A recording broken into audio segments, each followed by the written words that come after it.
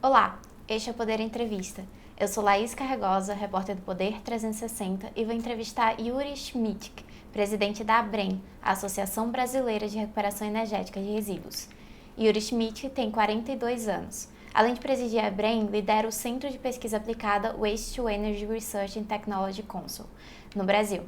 É mestre em Direito e Políticas Públicas pelo Centro Universitário de Brasília e professor da FGV no MBA em Administração, Recuperação Energética e Tratamento de Resíduos. Yuri, muito obrigada por ter aceitado o convite. Obrigado. Satisfação enorme estar aqui com você. Agradeço também a todos os web espectadores que assistem a este programa. Essa entrevista está sendo gravada no Estúdio Poder 360, em Brasília, em 22 de setembro de 2022. Para ficar sempre bem informado, inscreva-se no canal do Poder 360, ative as notificações e não perca nenhuma informação relevante. Yuri, eu começo essa entrevista pedindo para o senhor explicar a quem nos assiste o que é a recuperação energética de resíduos e como funcionam essas usinas. Então, a recuperação energética é uma forma de tratamento térmico de resíduos, a mais utilizada no mundo, né? Através da combustão você faz a total destruição desses resíduos em uma caldeira totalmente fechada e que gera calor. Esse calor ele vai aquecer um sistema de água ou de ar, né, para passar em um turbogerador e gerar energia elétrica. Ou também você pode fazer a geração de vapor. Geralmente as duas coisas faz mais sentido, essa cogeração, onde você gera vapor para a indústria e energia elétrica para o grid, né, para a rede. A gente tem 2.500 usinas de recuperação energética no mundo. Ela é a termoelétrica mais limpa hoje existente. Por quê? Ela tradicionalmente se situa próximo aos centros de geração do lixo. Um exemplo, Paris tem 3 grandes usinas Waste to Energy, ou de recuperação energética. Essas usinas ficam no centro de Paris, não é a margem de Paris. E elas aquecem Paris inteira, essas 3 usinas. Então elas fazem o que a gente chama de district heating, né, aquecimento residencial de edificações, e elas também geram energia para o grid. Então é um trabalho importantíssimo, né, de saneamento, né, não só de geração de energia, porque o lixo, ele cada vez mais cresce a quantidade do lixo gerado nas grandes cidades, cresce a complexidade desse lixo e as doenças relacionadas, né? Pra você ter uma ideia, o Brasil gasta 5,5 bilhões no tratamento de saúde decorrente da má gestão do lixo urbano. 40% do nosso lixo vai para lixões. E tem aterros que não são bem elaborados. Então, é claro que não é o caso dos nossos associados, eles têm bons aterros, mas nós temos aí um problema de gestão gravíssimo no Brasil. São 400 mil pessoas morrem decorrente da falta de saneamento no Brasil. Possivelmente, mais de 100 mil pessoas é do setor de resíduos, fora o gasto com a saúde pública. A gente estima aí, para cada R$ 1 investido em recuperação energética, você economiza R$ 3 no meio ambiente e na saúde pública. Fora que reduz as emissões de transporte desse resíduo, que muitas vezes tem que ir para um aterro sanitário distante da cidade, as emissões de gás de efeito estufa. Você tem uma ideia, Laís, a recuperação energética, ela já é uma tecnologia utilizada há mais de 30 anos nos países desenvolvidos. Na Europa, países como a Alemanha, a Áustria, Bélgica, Finlândia, eles destinam assim, praticamente nada ou 1% para aterros sanitários. A Alemanha proíbe aterro sanitário desde 2005. Então eles fazem a reciclagem do material, que chega a 15%, 20%, 25% em alguns locais na Europa. A Alemanha chega a 32%, mas é um ponto fora da curva. E o restante fazem compostagem, biodigestão anaeróbia da fração orgânica e a recuperação energética, que pode receber até 50% de fração orgânica também, com viabilidade econômica. E a gente tem vários projetos no Brasil. Infelizmente não temos nenhuma usina ainda operando, né? Mas a gente espera que com o trabalho que a gente tem desenvolvido e também todo o incentivo que o governo federal hoje dá a essa fonte, né, através de leilões, de regulamentações, a gente possa crescer bastante e auferir esses benefícios para o país. Qual o preço da energia necessário para tornar essas usinas economicamente viáveis? Hoje, a gente tem hoje uma taxa ou tarifa de lixo, né, que é cobrado pela gestão de resíduos, pela destinação final ou disposição final, em torno de 100 a 120 reais por tonelada. Com esse mesmo preço que é pago ao aterro sanitário, nós temos vários projetos em andamento. Por exemplo, Barueri foi contratado no passado com esse preço e eles fecharam em R$ 549 o megawatt-hora. O preço teto era R$ 639 o megawatt-hora.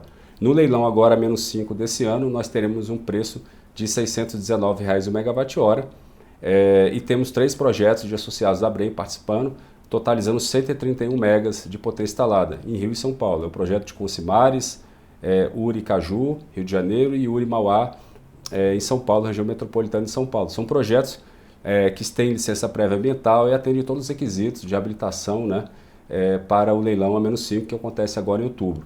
Então, o grande desafio é fazer um Project Finance, ou seja, você conseguir garantias para poder financiar o empreendimento. Isso é absolutamente necessário em qualquer setor de infraestrutura no mundo e no Brasil também. O setor de energia elétrica, por exemplo, utiliza muito o Project Finance. Você tem que dar garantias sobre os recebíveis. Nós temos 2 recebíveis, né? Tem a taxa do lixo, R$ 100 a R$ 120, que é praticada hoje, e também a venda antecipada da energia elétrica, que é decorrente, né, desses leilões que você vende energia por 20 anos. Tendo essas 2 garantias, você financia os índices. Então, hoje no Brasil, a gente estudou as 28 regiões metropolitanas do Brasil com mais de 1 milhão de habitantes. E essas regiões têm essa viabilidade técnica e econômica. Então, o que diz a Política Nacional de Resíduos Sólidos, que se tiver essa viabilidade, não pode destinar para o aterro, somente o rejeito. O resíduo tem que ser tratado, tratamento térmico ou tratamento biológico. E a reciclagem, obviamente, vem antes, né? Agora a gente pensa assim, não, dá para reciclar tudo e fazer compostagem e você elimina o aterro. Isso é uma falácia, né? A reciclagem no Brasil ela vai chegar no máximo a 15%, a não ser que a gente tenha uma coleta seletiva e uma educação da população que leva muitos anos. A gente pode até aumentar um pouco, mas veja bem, a fração orgânica do lixo no Brasil é de 50% a 60%. Na Europa é 15%, 20%. Se na Europa eles reciclam no máximo 25%, no Brasil a gente recicla 14%, é só fazer uma regra de 3. Então, o que a gente vai fazer com 85% desse resíduo? Dá para fazer compostagem, biodigestão anaeróbica para gerar biogás, biometano, mas a grande quantidade, a grande massa mesmo, necessita de um tratamento térmico. Aí sim a gente consegue desviar praticamente tudo dos aterros. Na verdade, a gente precisaria de um aterro de inertes, né? Materiais que não têm emissões líquidas nem gasosas, não gera chorume, lixiviado e não gera metano. Então, a grande importância da recuperação energética é justamente estar nisso, né? E os benefícios, né, que ela traz para a sociedade. Uhum. O governo cancelou 3 certames que iriam acontecer esse ano. Um deles já havia sido suspenso pela ANEEL por falta de demanda. Como o senhor avalia as perspectivas para esse certame que vai acontecer agora, no dia 14 de outubro? Olha, nós temos aí leilões que foram cancelados, de capacidade, energia de reserva, o A-6, mas o A-5 eu acredito que vai ter demanda, senão já tinham cancelado, né, obviamente. E, na verdade, eles adiaram por um problema no sistema. A nossa preocupação é porque é discricionário a escolha do Ministério qual fonte eles vão contratar. Veja bem, se todas as fontes tivessem o mesmo preço teto, estivessem dentro do mesmo pacote, a gente só contrataria solar e talvez eólica, né? Sendo bem sincero. Agora a gente tem preços tetos variáveis, né? Tem biomassa, tem um preço teto específico, você tem também o preço teto específico do biogás e do RSU, resíduo sólido urbano. A nossa fonte tem o maior preço teto, de R$ 619 o megawatt-hora. Então é absolutamente discricionário, porque eu digo isso, não houve um estudo prévio para separar e já delimitar quanto que cada fonte vai receber de demanda, de quantidade. Então a gente espera que o Ministério ele veja não somente a questão do preço da energia. Isso seria uma cegueira deliberada, você olhar para o Waste to Energy pensando só no preço. Primeiro porque o Waste to Energy não tem como finalidade gerar energia. A energia é uma consequência e que traz viabilidade ao projeto e que também insere a fonte no conceito de economia circular. A economia circular é você preservar a energia através da reciclagem e você gerar energia através da fração não reciclável. Isso é economia circular. Enterrar potencial energético não é economia circular. O Tratado da União Europeia prevê justamente isso. Que a gente deve prioritariamente gerar energia através da fração não reciclável dos resíduos. Então, o governo deve olhar pelos custos evitados, que a gente chama de levelized cost of energy. Então, quando você contrata, por exemplo, uma eólica, você não tem que olhar só o preço do leilão, você tem que olhar o preço da transmissão, né? A transmissão, às vezes, tira um preço que é 100 e coloca a 300, né? E a intermitência da fonte, que vai demandar geração em outro horário, e muitas vezes é térmica, gás ou até outro tipo de combustível mais caro. Então isso precisa ser avaliado pelo governo, não somente o custo efetivo, né, é o custo real. E o custo real da nossa fonte, tirando os custos evitados, a gente fez um estudo, né, através de uma parceria com a USP, e eles calcularam o preço de R$ 113 o megawatt-hora. De R$ 600 caiu para 113. Como é que acontece essa mágica, né? Você tem o custo da saúde pública, tem um custo do meio ambiente, tem um custo do transporte desse resíduo, e você tem um custo da transmissão, que a gente não usa, a gente é geração distribuída, a gente gera na distribuição. Por natureza, a gente não usa o sistema interligado nacional, pelo contrário, a gente deixa de utilizar, né? Isso evita um custo desse sistema, porque a gente vai estabilizar toda aquela rede elétrica. Uma fonte que tem 95% de fator de capacidade, gera 24 horas por dia, 7 dias por semana, para uma semana por ano com manutenção programada, gera 8.500 horas ano, ou seja, é quase uma usina nuclear, só que não produz lixo radioativo. O outro benefício, não tem falta de combustível. Lixo a gente sempre tem, sempre terá, e quantidades cada vez maiores. Então isso é uma vantagem competitiva que o Waste-to-Energy tem e que isso precisa ser precificado. Nós entregamos ao Ministério já por 3 oportunidades estudos mostrando os custos-benefícios. E um deles, que é muito relevante, é a fonte de geração de energia elétrica que mais evita a emissão de gases de efeito estufa. Para você ter uma ideia, a gente comparando um aterro sanitário que tem um sistema de captura de gás, de metano, né, seja para gerar energia ou para queimar no flare, e uma usina Waste-to-Energy, você tem a emissão é 8 vezes menor na WTE. Porque o metano é 80 vezes mais nocivo que o CO2 no horizonte de 20 anos, segundo o quinto relatório do PCC. E esse mesmo relatório diz que somente 50% é capturável desse metano. Então a conta é clara, gera menos gás de efeito estufa queimar o resíduo plástico e papel e tudo aquilo que está ali naquele resíduo urbano do que eu enterrar, porque o metano é 80 vezes mais nocivo e eu só consigo capturar 50% do metano em um aterro. Por isso que o próprio quinto relatório do PCC de 2011 indica que a melhor forma de mitigação dos gases de efeito estufa é o Waste-to-Energy. A gente evita 1,6 toneladas de CO2 equivalente por cada tonelada de RSU que vai para a recuperação energética. E isso foi calculado pelo Brasil Energy Program, o BEP, uma parceria entre o governo federal e o Reino Unido, que fez esse maravilhoso projeto, né, que avaliou todas as fontes renováveis no Brasil, e também o CDR, combustível derivado de resíduos, e o Waste-to-Energy. O CDR também tem muita demanda no Brasil, a gente pode chegar até 20% do RSU destinado para a indústria cimenteira, de 15% a 20%, reduzindo gás de efeito estufa que a indústria cimenteira utiliza no petcoke, que é um combustível fóssil utilizado para fazer o clinker, e o clinker é misturado depois para fazer o cimento. Então hoje 30% do combustível para fazer cimento no Brasil vem do CDR, esse combustível derivado de resíduos. Então é muito relevante também a gente pensar nessas duas agendas, tanto o CDR quanto o Waste-to-Energy. E tem no Brasil demanda para essas duas tecnologias aumentarem muito ainda. Mas considerando esse preço teto, haverá demanda para as usinas de recuperação energética? Olha, isso vai depender do Ministério. Se ele tiver à disposição ali 300 megas, né, ele pode destinar 130 megas para nossas fontes. Ele pode destinar, talvez, para contratar apenas uma planta. Quem sabe em Mauá, que tem 80 megas, ou com Simares com 20, eu não sei se é discricionário.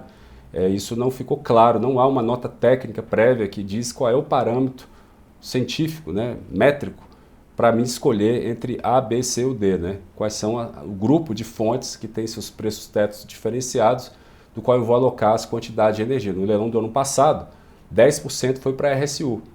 Uma demanda foi muito baixa, contratamos a Uri Barueri, 12 megas, só que a usina gera 16.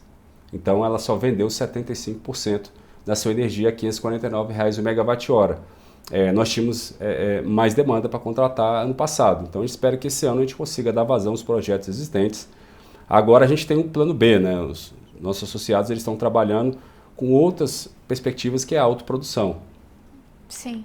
A APREM apresentou ao governo o Programa Nacional de Recuperação Energética de Resíduos.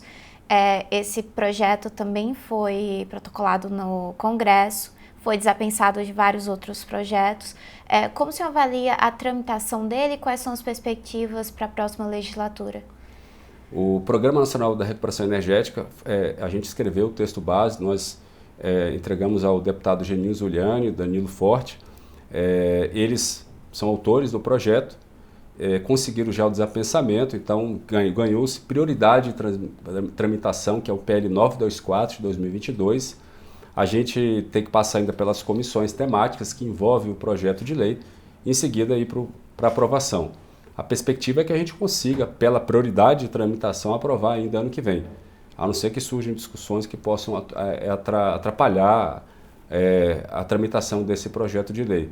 Então ele traz assim vários eixos, né, de incentivos para a recuperação energética, redução de tributos, encargos, a possibilidade do município, né, ele estruturar uma concessão através de uma cooperação com a União Federal e participar de um leilão e ter já um contrato com uma tarifa fixa e uma garantia para quando o privado participar da licitação municipal para assinar um contrato de concessão de 30 anos, ele já tenha todas as garantias ali no mesmo balcão, porque é muito complicado o investidor ele participar de uma licitação municipal para construir uma usina, tem que aportar uma garantia de fiel cumprimento de 5% do valor da obra.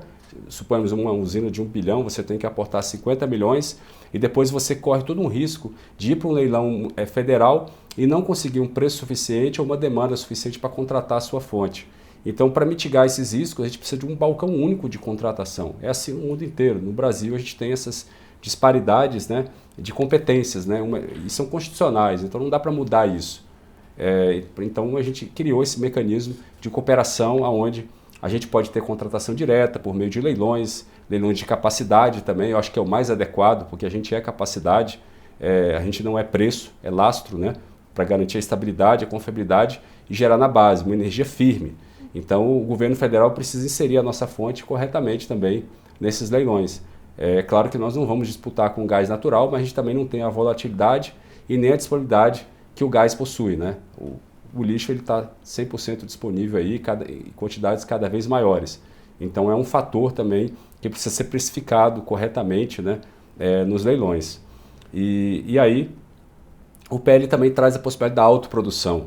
Isso já existe, na verdade, mas a gente está trazendo aí para dar maior clareza, na verdade, para que as pessoas vejam e entendam que há um modelo de negócios possível, que seria a possibilidade do município fazer uma licitação de várias concessões ou uma só, que englobasse tanto a recuperação energética quanto o transporte do lixo em caminhões elétricos e ônibus elétricos que vão se abastecer na usina. A usina também pode fornecer energia para as edificações públicas, desde que o município faça parte dessa usina. Então, a gente tem a possibilidade da autoprodução, onde os custos caem aproximadamente 40%.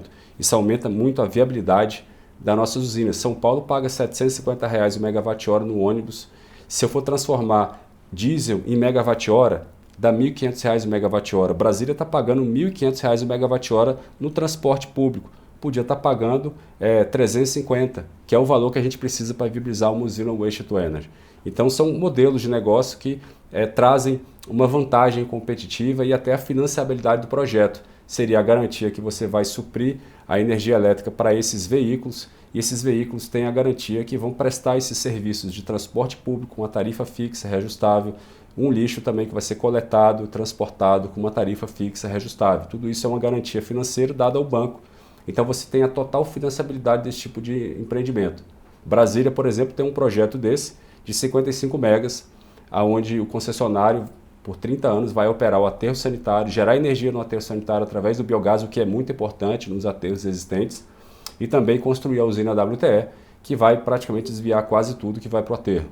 E também Brasília tem um ecoparque, né? São 3 grandes usinas de biodigestão anaeróbica que vão receber 2.400 toneladas por dia de resíduo sólido urbano, vão separar a fração orgânica para gerar biogás e biometano, que pode ser destinado para caminhões e ônibus movidos a biometano, que seria a gás natural, né? A mesma coisa, né? O biometano e o gás natural têm a mesma molécula praticamente, eles podem operar inclusive de forma misturada, né? Se faltar um, pode usar o outro. Então tem esse projeto também que foi feito pela UNIDO, né? Que é uma agência da ONU, que vai transformar o Distrito Federal no modelo nacional, né, de gestão de resíduos, e vai ser o melhor da América Latina quando entrar em operação. Então a gente já tem aí uma licitação pronta da UNIDO, dos ecoparques, e a PMI da recuperação energética ainda está em fase final de disputa, onde 2 interessados estão disputando aí qual vai ser o melhor projeto. A gente espera que o Distrito Federal escolha o melhor projeto que é justamente esse da autoprodução, porque ele reduz custos e traz benefícios aí enormes para a sociedade, né? Voltando a falar sobre os leilões, o Ministério de Minas e Energia está estudando a realização de leilões de neutralidade energética. São leilões de neutralidade tecnológica. Exato. O que são esses leilões e qual o impacto deles sobre o desenvolvimento desse setor nascente no Brasil? Olha, esse termo neutralidade tecnológica é novo para mim, né? Apesar de ter feito o Energy Pack 3, que é o curso de energias renováveis da União Europeia, que tem as principais discussões a nível mundial de energia, né? Eu nunca tinha ouvido falar nesse termo. Eu acho que é um termo novo, cunhado aí pelo próprio ministro. Isso não é adequado o Brasil pensar assim. Primeiro porque a gente tem que entender o setor de energia elétrica com dois produtos. Tem o preço, que geralmente são as renováveis, que atende com os menores preços, e tem um produto capacidade, que são as termoelétricas que vão gerar na base e trazer a sustentação dessas renováveis intermitentes, que não geram energia o tempo inteiro. O fator de capacidade de uma solar é 35%, uma eólica não passa de 47% na terra, no mar chega a 60%, 65%, uma hidrelétrica geralmente é 60%, às vezes até menos, e a waste to energy é 95%. Então a disponibilidade é muito maior. Então isso que traz realmente essa diferenciação. Então a neutralidade tecnológica ela tem que existir no preço, não na capacidade, né? E a gente não pode só olhar também nessa questão de neutralidade tecnológica, porque na verdade neutralidade tecnológica, quando isso foi dito, quer dizer quem paga menos. A gente não olha só pelo preço, a gente tem que olhar o custo real que essa fonte traz. Se eu estou fazendo uma solar, sei lá, uma renovável qualquer, que o custo real dela é maior do que uma biomassa local, por que eu não vou fazer uma biomassa local? Né? Numa região que eu tenho a demanda, por que eu vou fazer uma usina bem longe do centro de carga, no Nordeste, no Norte, sendo que eu posso fazer no Sudeste, bem do lado do centro de carga, onde eu consigo atender sem um custo de transmissão que às vezes é muito elevado. Né? Então, isso precisa ser calculado pelo governo. A gente tem que olhar os atributos das fontes, pastabilidade, confiabilidade,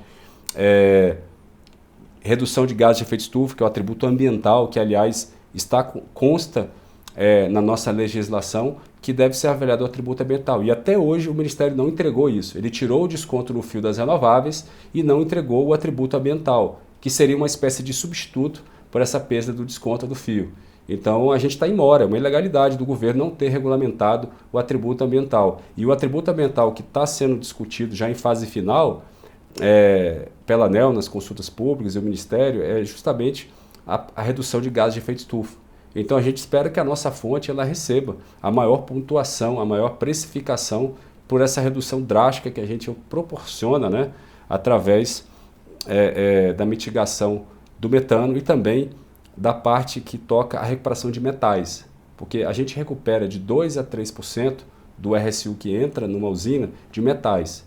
E isso tem uma quantificação relevante nessa redução de gás de efeito estufa, porque são metais que você não vai precisar retirar da natureza e fazer toda a siderurgia para produzir esses metais. O ferro, por exemplo, você tem um gasto energético muito grande para transformar o minério de ferro em aço.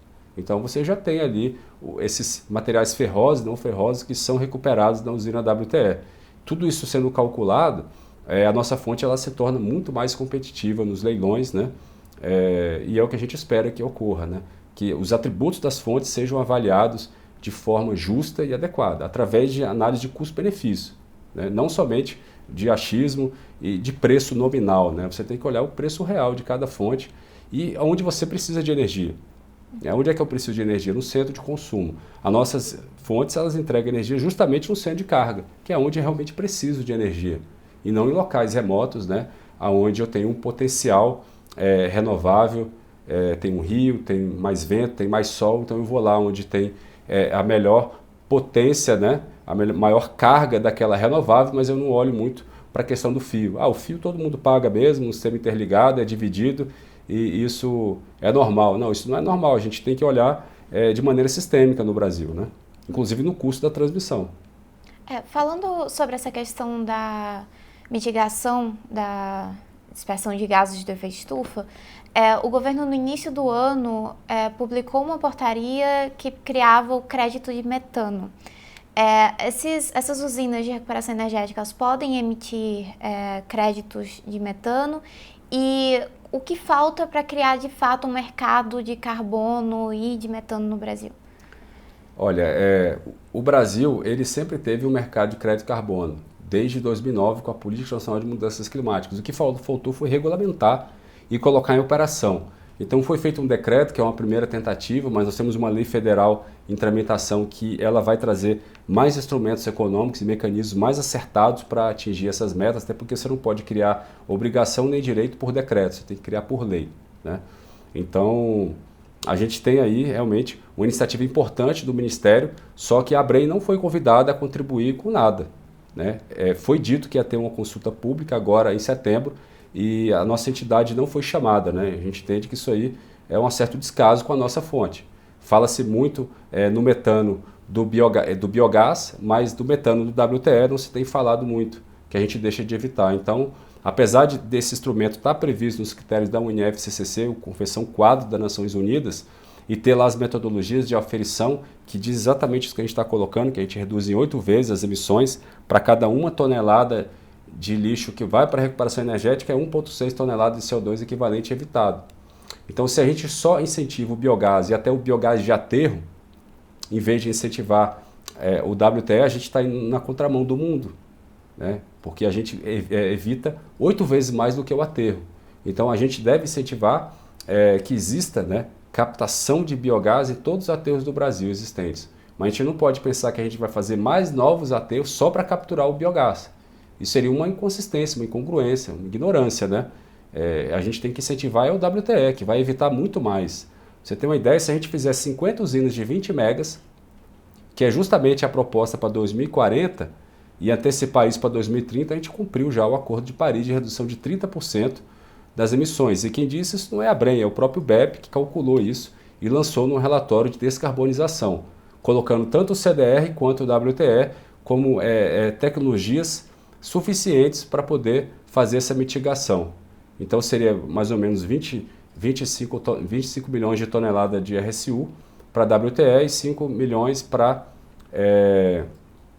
o CDR. A gente produz 80 milhões de toneladas de lixo por ano. Então seria essa quantidade que traria o atingimento do Acordo de Paris, né, da COP26, que a gente tem que reduzir 30% desses gases de efeito estufa. Então, isso é bastante relevante, ainda mais considerando que a própria NASA, né, com estudo e usando imagem de satélite, aeronaves, a Sotavento, identificou que os aterros da Califórnia e de outros locais do mundo, eles emitem 2,5 vezes mais metano do que se imaginava.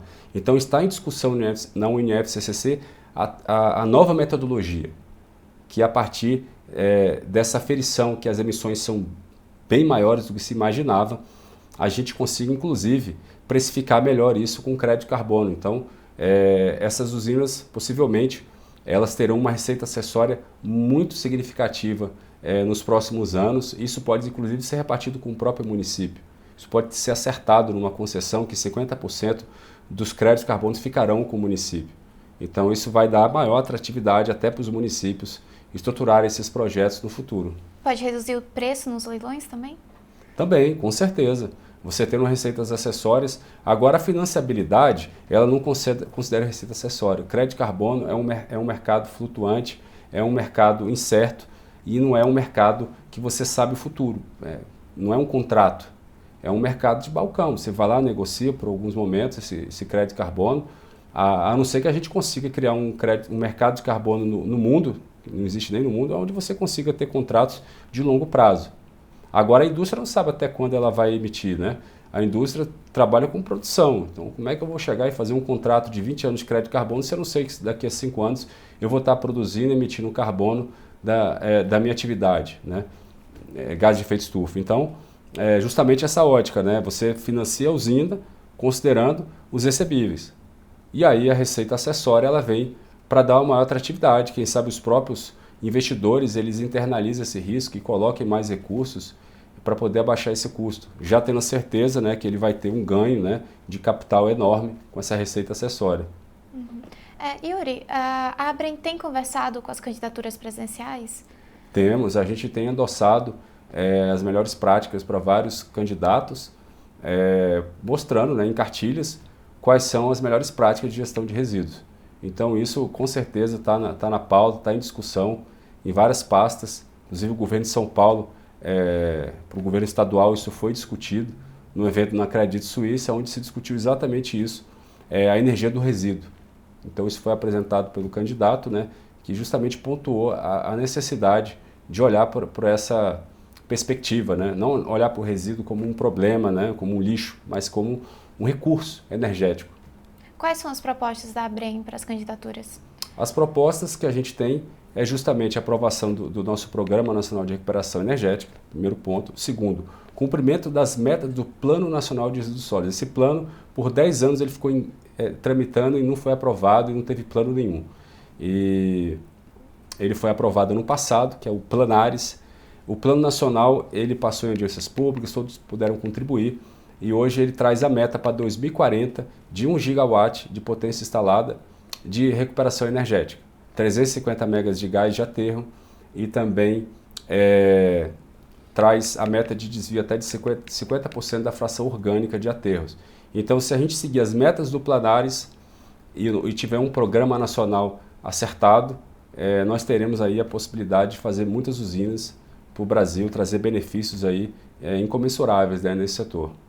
Por último, como o senhor avalia as perspectivas de crescimento dessa fonte na matriz energética nacional?